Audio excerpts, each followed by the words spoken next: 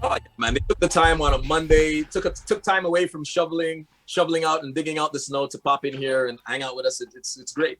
But as you mentioned, yes, and that's an interview tactic that goes a long way.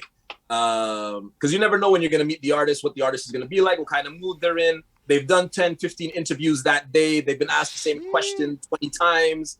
So you really breaking the ice with them and getting them out of, because some of them will just have that wall up and go through the motions of an interview and they get bored with it. It gets tedious. So sometimes, and you could break that ice, get a laugh out of them, get a different reaction out of them. Then you don't get the generic interview and the generic responses from them. Like, I remember I went to interview, Big Sean had come to town. I don't remember the name of the tour. Big Sean had come to town. I get there, the usual thing. The label gives you a call. Big Sean's in town. We have a window. You could go and interview him. You got 15 minutes, blah, blah, blah.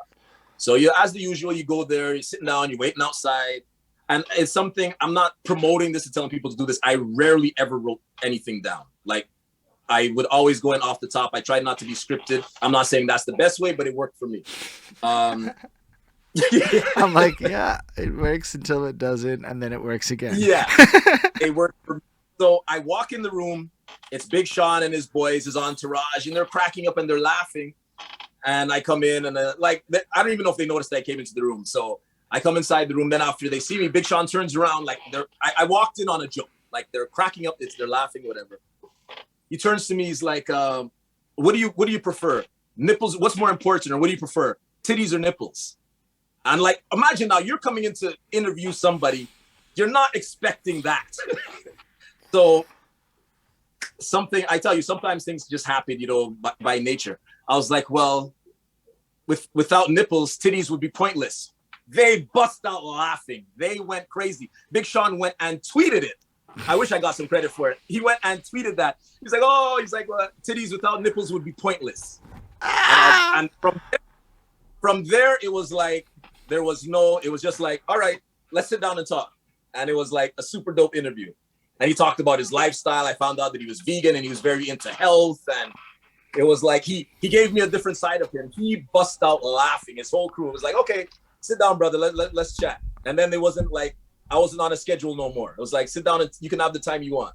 That's wild. I'm just, because that sounds like some shit he used as a bar one day. I'm not going to lie. The man took my line and tweeted it while I was there. Said titties without nipples would be pointless.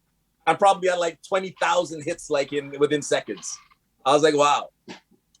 But then he just sat down with me and it was like, no rush. Take your time. We'll talk. I'm just wild. He ghost wrote a Big Sean tweet that hit off. That's like, that's one of those things you just don't expect a person to say, but it still makes sense when when you say it. It makes sense. That seems like a thing that would happen. You've got that. That changed the dynamics of the room. It was just like, okay, cool. Do you have other like interesting anecdotes about interview peoples and stuff? I'll give you maybe one or two more because now that we're gonna start doing this on Twitch, I can't give them all away. Yeah, of course not. So well, one that I would give, and the main reason for giving it is not to do is an example of how not letting fear get in the way. Like, don't let fear get in the way of you. So since I brought it, I started on it already. So I had gotten called for invited to the launch for Sean John. So I get a call. They're like, we hear you on the radio. We know you represent Urban. We think you belong at this launch event as media. No problem. So I get invited as media. He was staying at the Sofitel, swanky hotel downtown, of course. And I get there now. So I'm on the list. But they're going in the rankings of the Virgins and the Q92s, I think, at the time, and whatever. So it's trickling down. Even CJD was on the media list. I was like, what does CJ have to do? But whatever. It's Diddy, right? He's on that sphere. It gets down now. I was probably second or third to last on the list. It's like, oh, Diddy's done with the day. Sorry, your interview's canceled. He's not going to see you. And I'm like this I prepared for. Like, I had questions. I was like, are you serious? Like, I felt like they're like, no, Diddy's done for the day. He's not going to see you. All the interviews are done. Diddy doesn't feel like doing it anymore. Doesn't feel like doing it anymore. So I'm like, man, I'm the dude that's playing like, who else is playing Diddy's music here out on the radio? But I understand Diddy's what is bigger than music. So, but they turned around, they said, okay, but what we can do for you, here's an invitation. You can come to Music Plus Studios and watch. He's going to do an interview there. You could come and be a part of the audience. Some people might have felt away and been like, F that. I'm done with that. I'm going home. Felt away. I was like, you know what? No. Okay. I saw that as an opportunity. Nikki G and myself ran down there. Nikki G's my wife, obviously. Okay. That wasn't obvious to me. Well, my people in here know. So so I'm like, okay, like, let's do this. All right. It's an opportunity. So we go down to Music Plus. We were the first ones there. Like, I don't even know. Let's say it was starting at 3:00. I was there at 2:00. I was like, I don't care. I'm going to stay there. We stood there at the front of the door. So boom, we get in. I made sure to go to the front row. And luckily, I picked the right side. I picked the right side to be on. So now the show's going on. Diddy shows up. He's being interviewed by Music Plus. It's going really well. So I noticed when he comes off set, he's walking right in front of me. He has to go past me to go over to his handlers. Because, like, Diddy had somebody that holds his phone, that holds his water. One person combs his hair and all of that. So yeah, I was like, okay, this is like $600 million status. Like legit, he had somebody, every commercial break, a guy ran out and combed his hair, touched up his goatee, whatever. And there's a girl on the side that her job, she holds the phone and the water. He comes off, you look at his phone, give it back to her, drink some water, give it back to her. So wow. I noticed like,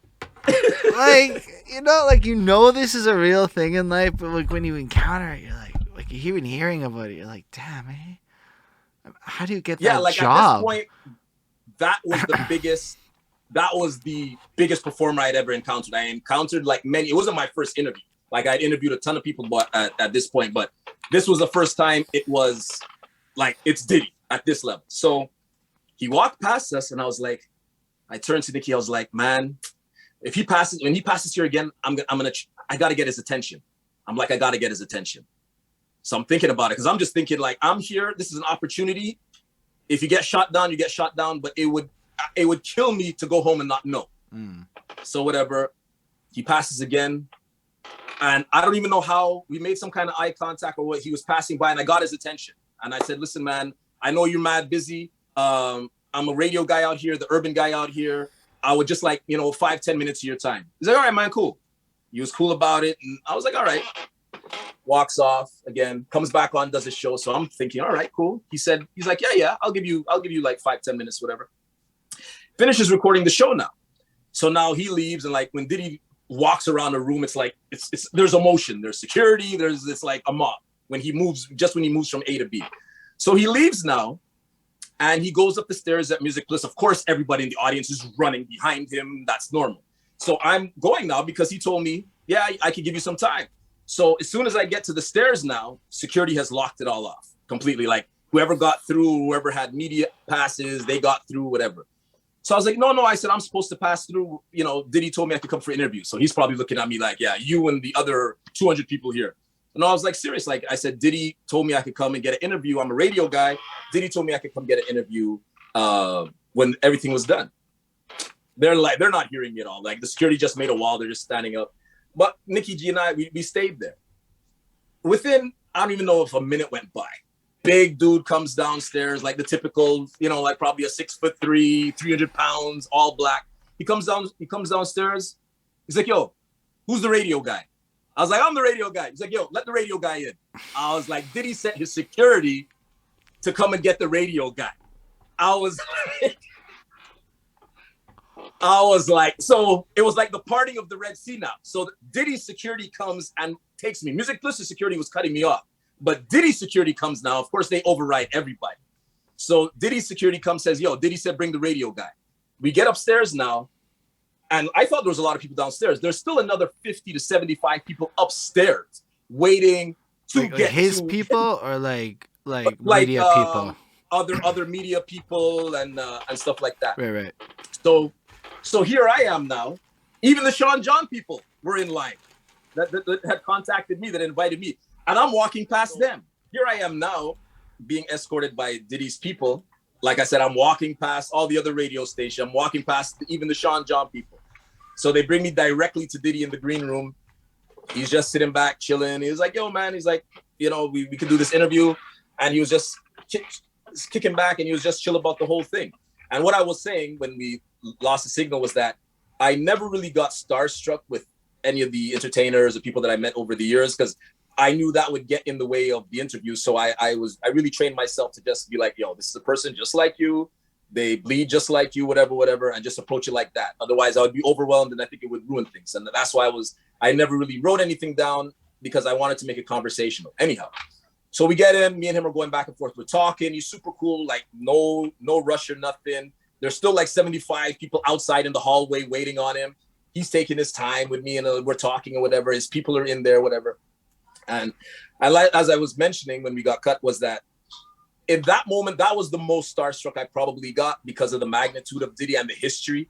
And for some reason, I just saw Biggie and the Hypnotized video. When I was talking to him, I was talking and interviewing him, but all I was hearing was Biggie Canch. All I was hearing was Hypnotized in my head.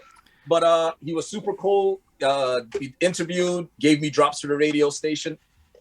So I'm thinking, fantastic. This is great. Like, wow. Like, what? How does it get better than this? Nikki G and we leave. I go home now, and Nikki G would laugh, and I was like, man, why didn't you like try to pitch this guy to be like a tour DJ or something? Like, I'm like, damn, I had Diddy in front of me, and I didn't try to pitch him for a job, but you know, whatever. He gets pitched all the time, so that would be nothing new. So next day, I swear, if it was not the next day, within 2 days, I get a phone call from Sean John. They're like, we'd like you to come into the office. We'd like to meet with you. And I was like, all right, cool. Sean John calls you, you go to the office. They're like, we don't know what you did, but the fact that you got access, you figured out a way, you got access to Diddy, we want to give you a full sponsorship. Sean John turned around, and for the next 8-9 years, I never paid for a shoe, a shirt, a jacket. They gave me full sponsorship. I used to go once or twice a month, go in a spot and just pick up clothes. And I was like, it was a beautiful experience. So all of that came from what was started off as a no turned into like a huge thing, just because I didn't give up on the opportunity.